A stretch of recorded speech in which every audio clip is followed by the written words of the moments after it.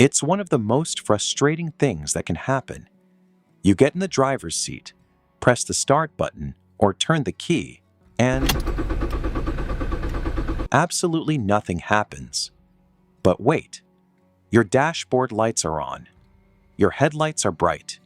Your battery is fresh. You're standing there thinking, how do I fix a car that won't start but has a good battery? One of the most common causes is the symptoms of a faulty starter that many drivers overlook until it's too late. In this video, we'll go in depth and show you how to diagnose the system so you don't waste money. The quick basics. First, even when your car won't start but battery is fine, you need to check the physical connection.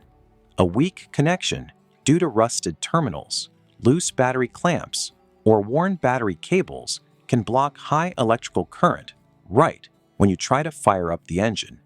Before you buy any expensive replacements, take 5 minutes to wiggle the cables, scrape clean any green crust, and tighten down those clamps to reestablish a solid circuit. The starter motor. But what if your connections are pristine? You hit the key and you hear a single, solid metallic click. Or maybe your car won't start no click at all. That points us directly to the starter motor. What are the key starter problem symptoms? Well, a failing starter solenoid might engage once, but fail to rotate the engine. This is where we analyze the bad starter versus battery debate. If all your accessories and headlights work perfectly, but cranking gives you absolute silence or a single heavy click, your starter is likely dead. Ignition system. What if the starter is entirely fine, but there is still zero response when you turn the key? That's where we investigate car ignition switch problems. A bad ignition switch fails to route the crank command down to your starting relay, breaking the chain. If your radio turns on, but turning the key all the way to start doesn't cause any response on the gauge dials, a failing ignition switch is your primary suspect. Fuel circuit troubleshooting. But what if your engine won't crank, but battery works in basic electrical accessory modes? Let's clarify.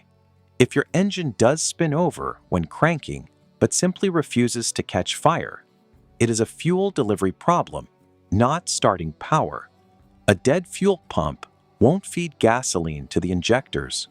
Before starting, try turning your key to the on or run position and listen.